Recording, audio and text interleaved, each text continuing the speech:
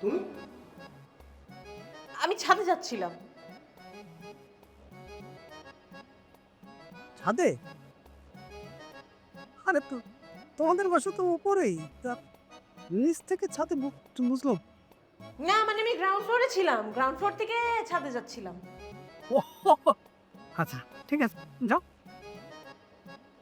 এই আচ্ছা, ওই কালকে রাতে তোমাদের কোনো ঝামেলা টামেলা হয়নি না? না না, আমি তো সারা রাত জেগেই ছিলাম। আমিও সারা রাত জেগেছিলাম। ওই নাই, তোমাদের কোনো চিৎকার টিৎকার শোনা যায় কিনা এই জন্য। হ্যাঁ মানে আমাদের মেয়েগুলো না অনেক ভীতু। স্বাভাবিক স্বাভাবিক, ভীতু হওয়াটাই তো স্বাভাবিক।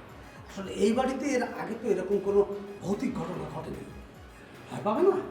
সত্যি কথা বলতে আমি তো বিশ্বাসই করতে পারতেছি না যে এই বাড়িতে ভূত আছে। আমি তো ভাবছিলাম যে আপনারা হয়তো বা কেউ আমাদের সাথে ঠাট্টা মশকরা করতেছেন।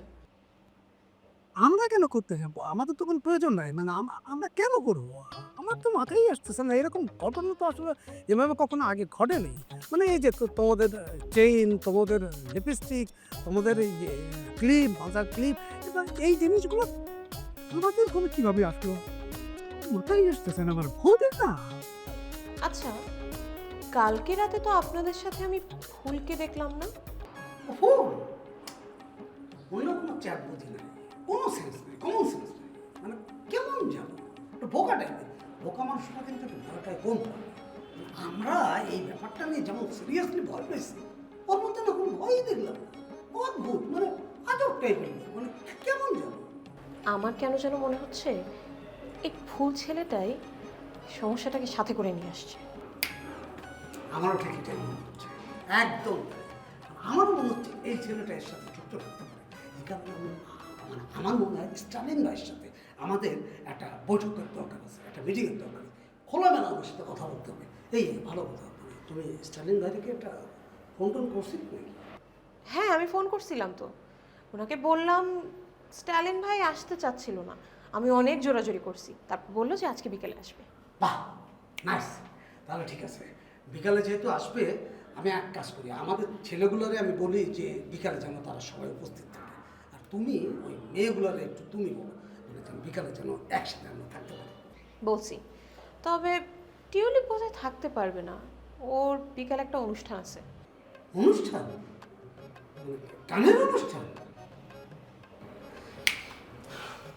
তুমি বলবো না এটা আগে আগে?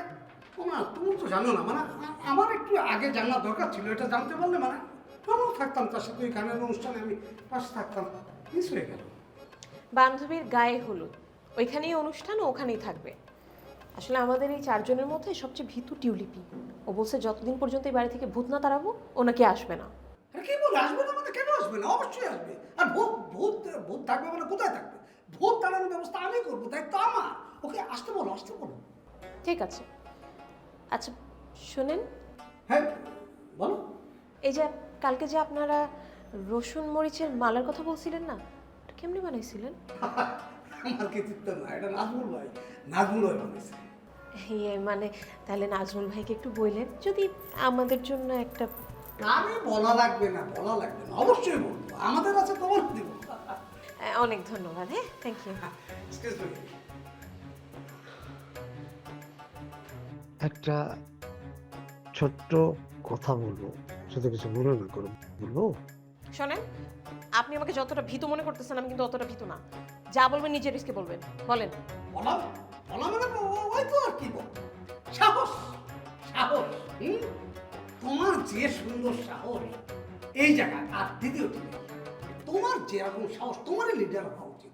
আমি বলি কি, তুমি নির্বাচন করবে, আমাদের সমস্ত ভোট তোমাকে দেবো। দেখেন যেটা ভালো মনে করেন। হুম